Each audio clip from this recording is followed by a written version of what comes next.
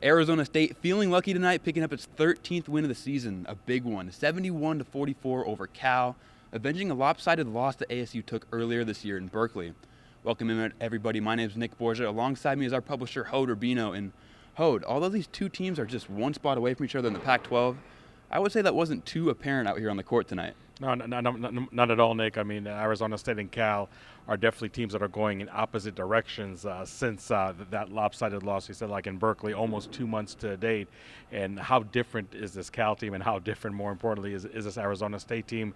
I think, ironically, their defense has really been there all season long. I mean, it's maybe easy to forget about road wins against Creighton and against Oregon, how close a game against San Francisco was at home against San Diego State on the road. But I think even their defense has really kicked up a few notches. But I think that when it comes to Arizona State and trying to pinpoint why they're playing so much better, winners of 6 of the last 7, you just really look at the offense and just, especially the second half, and really that's been a running theme. That's been a very pleasant deja vu if you're a Sun Devil fan. In the second half, Arizona State converts over 63% of their shots from the floor, holds Cal to 25% in the last 20 minutes. The 44 points that Arizona State yielded tonight was the fewest under Bobby Hurley, and ironically tied a 44-point defensive performance, if you will, in 2015 at Cal in 2015. But overall, there's no doubt that Arizona State right now is really clicking all cylinders on offense. And what I like, Nick, is that they really did not force the 3-point shot at all in the first half. I think they're just 1 and 5, but a lot of points did really come from set offenses. And I would say this throughout the whole game, 27 fast break points. And we heard Bobby Hurley and the players talk after the game that Cal is a team that really likes to muck it up, slow down the pace. And Arizona State, not only with great defense, but great transition offense, were able to create more and more distance between them and the Golden Bears. I think the first half, not that Arizona State wasn't in control, but I akin it to the saying of just like a kid playing with his food. I mean, you know you're going to eat it in the end, but you just want to mess around a little, just to pass time or something. And in the second half, really just putting on the brakes on the Cal offense. Bears only scored 19 points in the second half.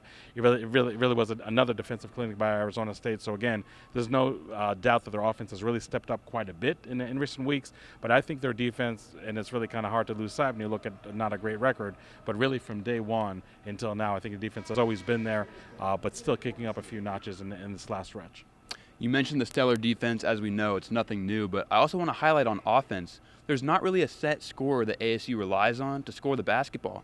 They had 5 different players tonight that were able to reach double-digit points, only led by DJ Horn with 13, but as a team, they end up with 71 points.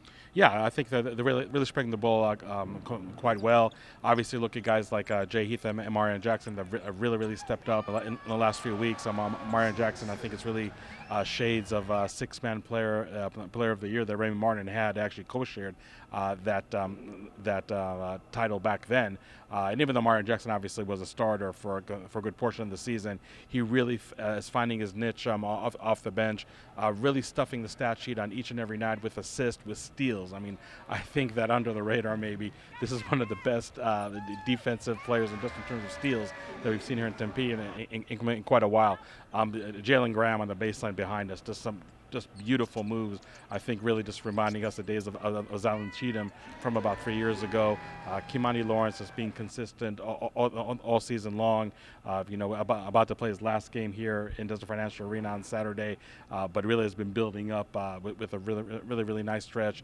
DJ Horn's pretty much been there all year. So yeah, I mean, we just look at those 5 players as being so consistent in the last few weeks. There's no reason really to be surprised by how well Arizona State is playing as of late. Again, the defense, I feel, has always been there, but when you have just players that maybe have not played all that great November through January, but February through March are just did a very pleasant 180-degree turn that has really contributed to this Arizona State team that a lot of people say is really peaking at the right time.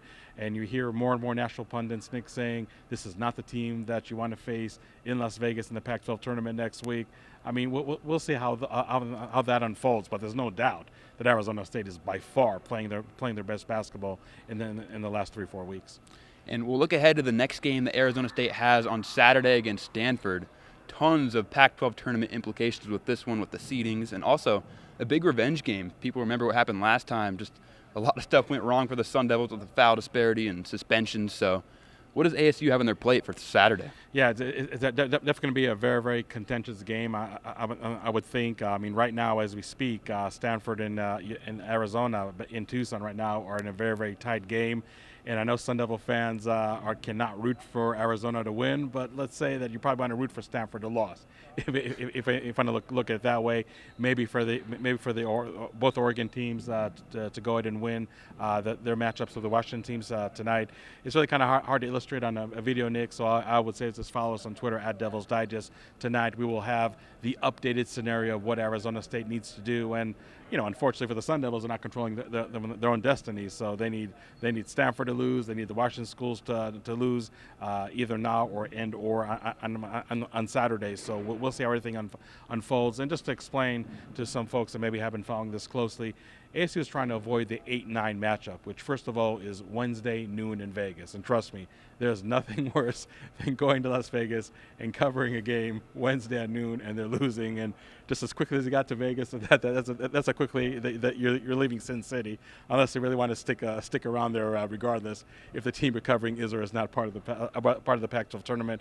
But also I think in theory, not that facing USC or UCLA, if you're the 7th seed, is a favorable matchup, but probably facing Arizona in the second game of the Pac-12 tournament is probably even less desirable. And look, I mean, we know that ASU really has to pull a miracle in Las Vegas, winning 4 games in 4 days. It's, I would say, pretty close to being mission impossible. But again, Nick, I mean, the way this team is playing in recent weeks, I mean, again, you're talking about a team peaking at the right time. If you looked at the entire Pac-12 right now, I don't know if anybody could really claim that title, so to speak, more than Arizona State right now. So we'll see exactly what happens. But again, regardless if they're number 7 or number 8 or number 9 going into the Pac-12 tournament, they have a lot of work ahead of them, and I think every game is just going to get harder and harder if they'll be so lucky to advance. But nonetheless, I think that the way Arizona State has been playing in recent weeks has been really pleasing for ASU fans. The way this team started the season was absolutely dismal, and I think for them to rebound the way they did, I don't know if that Stanford game was really a turning point in Arizona State's trajectory, if you will. But we did hear reports a couple of days ago that Ray Anderson, the athletic director, actually talked to Bobby Hurley after that Stanford game, after the huge free throw disparity, after Bobby Hurley was suspended because of the comments he made post-game, that you are my coach for 2022. I don't care about all that hot seat talk that's going on locally and nationally. And I think when a coach coaches like he's on the hot seat, he's not going to be a good coach, and that's never going to trickle down to his players. So I think that talk that Ray Anderson did have with Bobby Hurley, just basically giving him a vote of confidence, which I know sometimes is kind of like the kiss of death, but this time was a vote of confidence that really meant something. And I think that Bobby Hurley just coaching without worrying about the axe coming down at the end of the season really made him, I think, a better coach. I think one of his best coaching jobs since he's been here at Arizona State, Nick, as what he's done in the second half of the season with his team. So we'll see what they'll do Saturday, and more importantly, what they can do in the postseason. But there's no doubt that this team right now is playing great basketball. Obviously, if you're an ASU fan, you wish they would kind of play that basketball all the way back from November through March. That doesn't always happen, but there's no doubt that this team right now is really giving a lot for the ASU fans to smile about. An impressive turnaround nonetheless, and they'll look to carry that momentum into their game against Stanford here on Saturday. For Devils Digest, my name's Nick Borgia. That's Howard Rubino, and we thank you so much for tuning in.